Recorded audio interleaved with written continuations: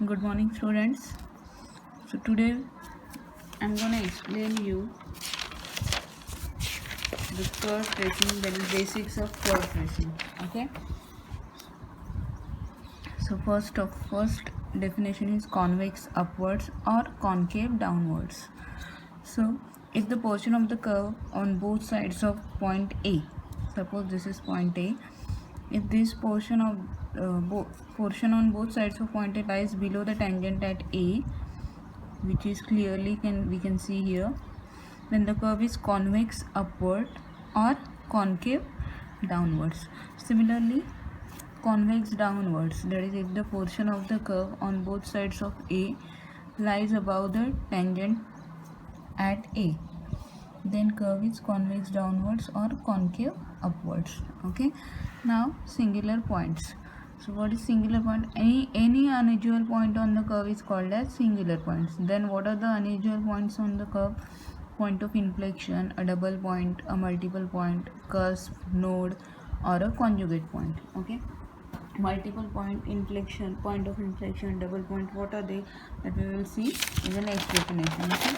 Now say, first, what is point of inflection? The point that separates the convex part of a continuous curve from the concave part. Now here, for example, here you can see that this is concave part or convex downward parts, and this is convex part or concave downwards part. Okay, so this point separates the convex part from the concave part. So this point is called as a point of inflection. Okay. Now multiple point means a point through which more than one branches of the curve passes. It's called as multiple point. Okay. Next is a double point. A point on the curve is called as double point if two branches of the curve passes through it. Now say for example,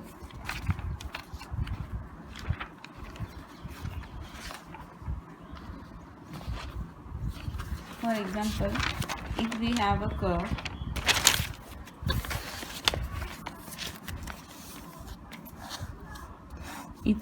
curve, like this. Okay.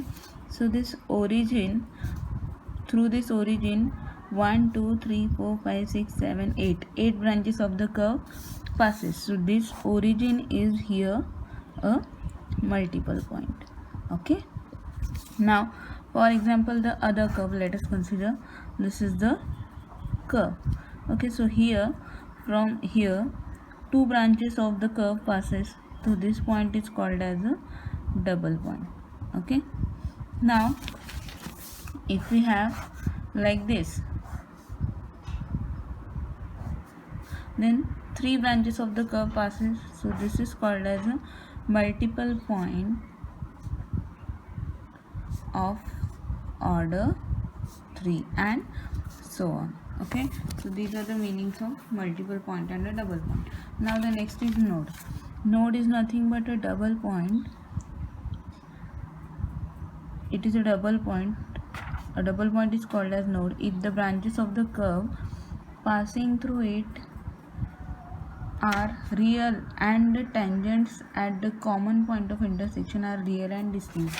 Means, for example, see here, if we have this curve, okay, so at this point the curve has two tangents, this tangent 1 and this is tangent 2. Okay, but both the tangents are different, but they are tangent at a single point, so such points are called as node. So it looks like this. Node looks like this. See, these are two tangents at this point of intersection, single point, you have two different tangents. Okay, so this point is called as node. Now for the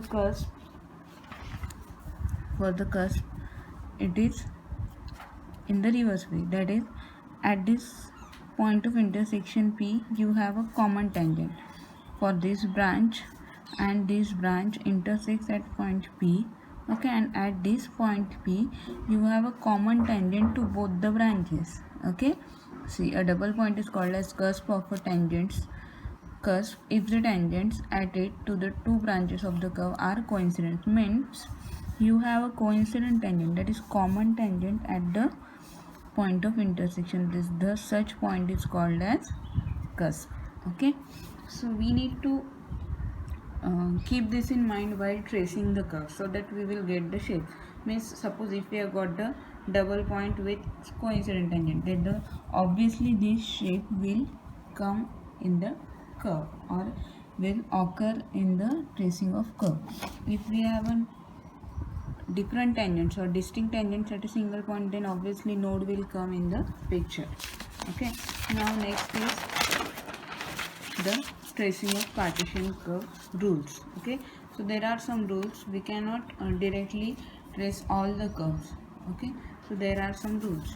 So what is the first rule? What is the first important rule? Is symmetry. Okay, why symmetry is important? If we got the symmetry, then you can, what do you mean by symmetry? See here, suppose it is a symmetric about y-axis, then what we will do? We will draw only part here part, that is part in first and fourth quadrant. Now we know that it is symmetric, so we can directly draw it like this, the other part. So, correct. If it curve is symmetric about x-axis, then what we will do? We will draw the only upward part above the x-axis. We know that it is symmetric, so we can directly draw the. So symmetry is most important part to draw the curve or trace the curve.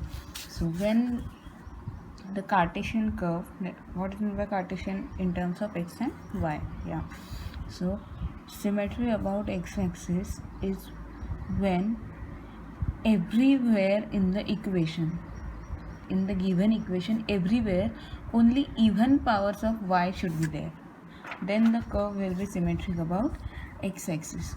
So see here, for example, in this y square equal to 4x, y power of y occurs here and this is even power, that means it is symmetric about x-axis, and you better know this curve is a parabola.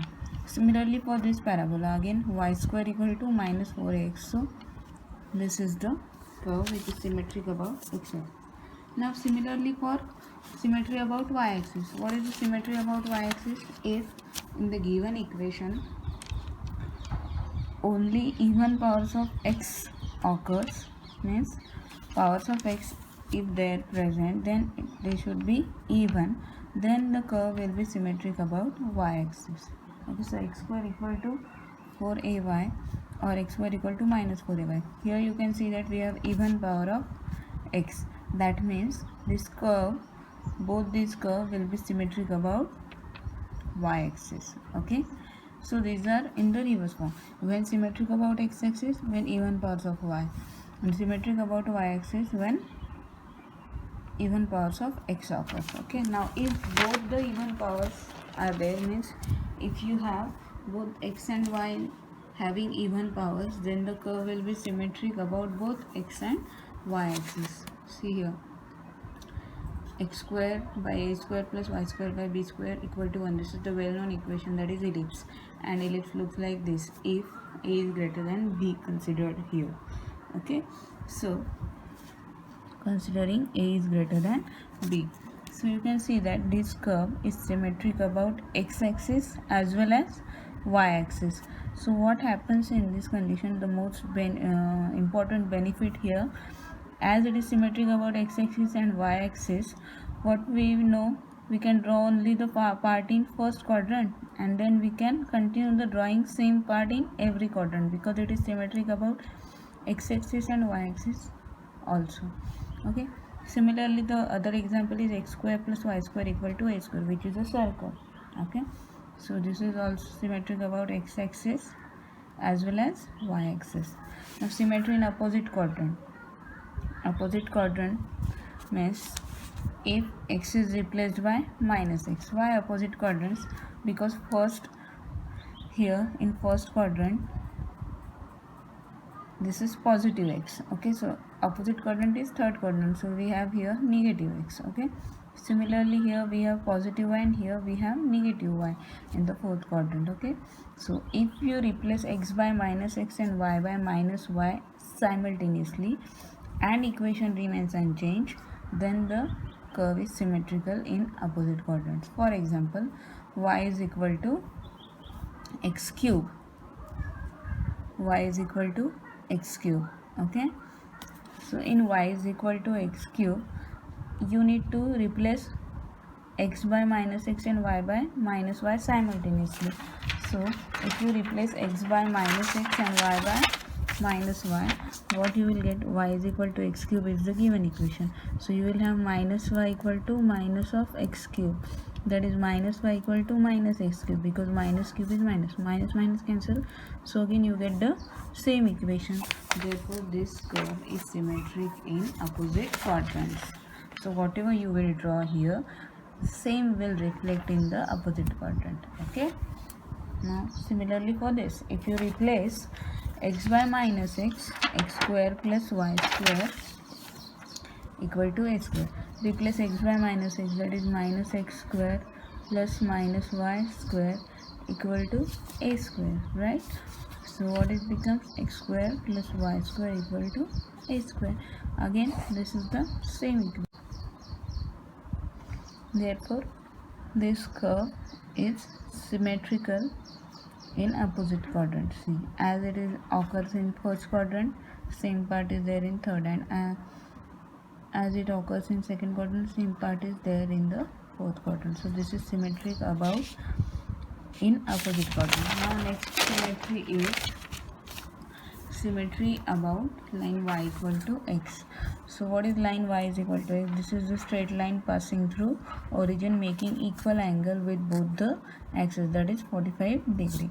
So if the equation of the curve remains unchanged when x is changed to y, because here y is equal to x, so when x is changed to y and y is changed to x, if the equation remains same, then the curve is symmetrical about line x equal to y. See here, xy equal to c square. Okay, now if you replace this x by y and y by x, you will get the same curve, that is yx, that is xy equal to c square.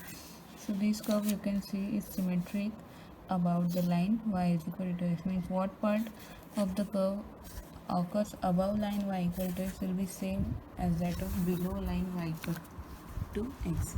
Similarly for this, x square plus y square equal to a square, that is if you replace x by y and y by, this is y square plus x square equal to a square, which is the same circle.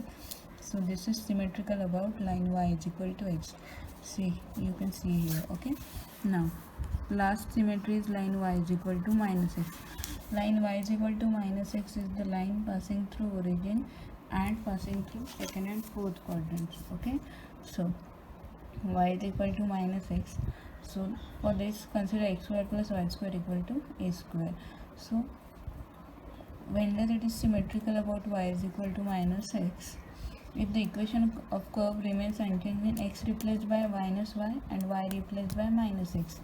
So here when x replaced by minus y and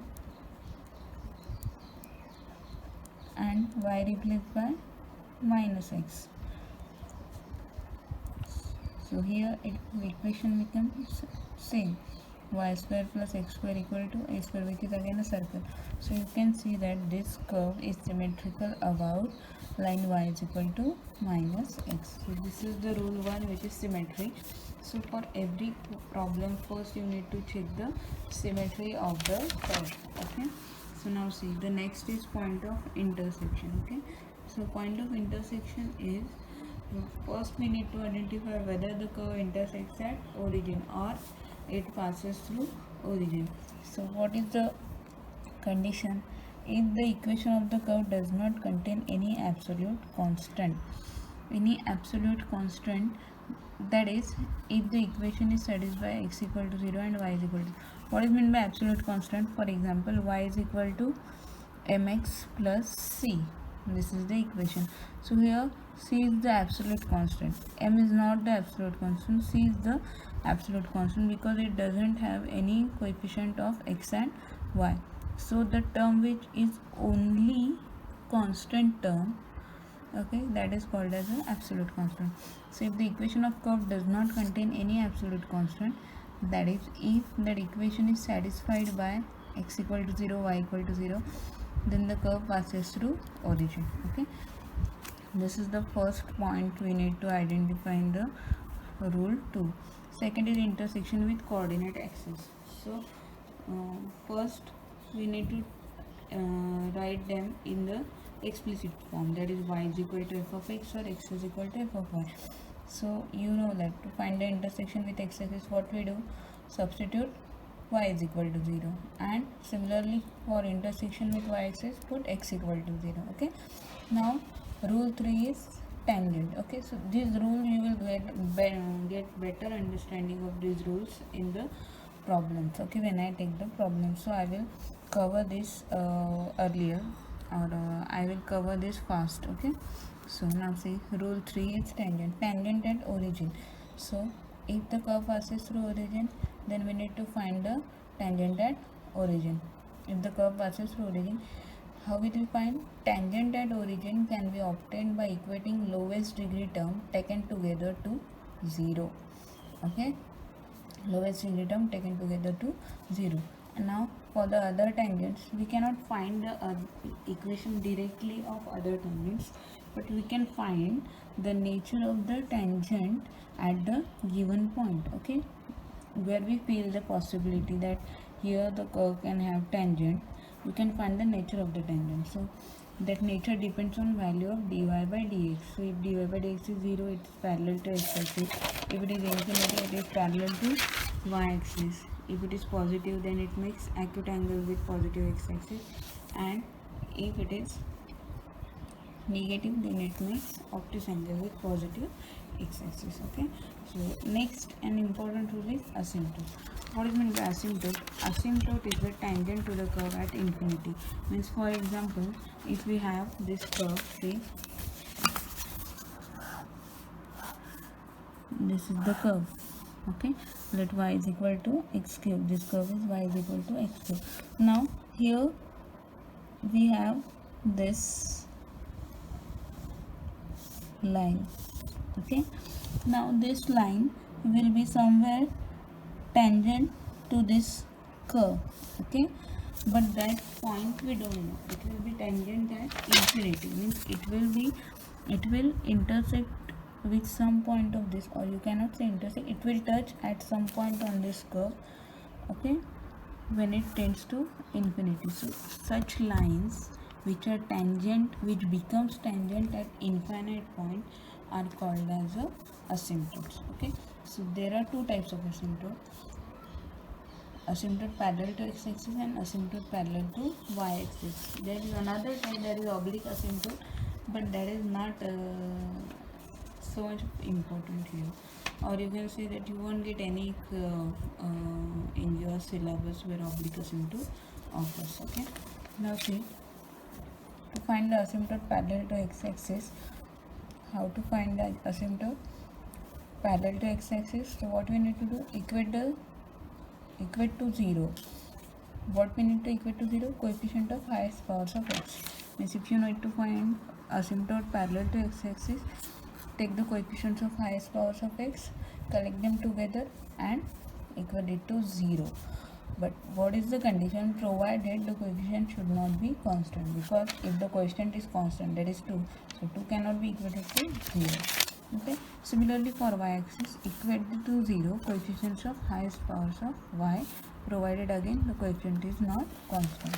And the last rule is, as you know that all the quadrants are infinite. Okay, so we need to find where our curve lies.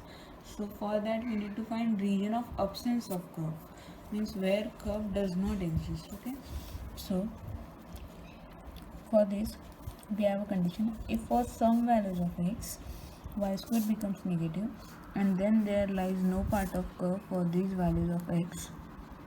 Means if for some values of x that we need to observe, that you need to find by using observation. Okay, so if for some values of x, y square becomes negative, then For those values of x, curve does not exist. Okay, and similarly for some values of y, x square becomes negative, then for those values of y, curve does not exist. Okay, now after all this, there are many shapes we can form by using all the above conditions. Okay, so for accurate shape or accurate tracing of curve, what we need to find the in between points, so that we will get the accurate curve. Okay, so now I will explain problem so that you will get a better understanding of the rules. Okay,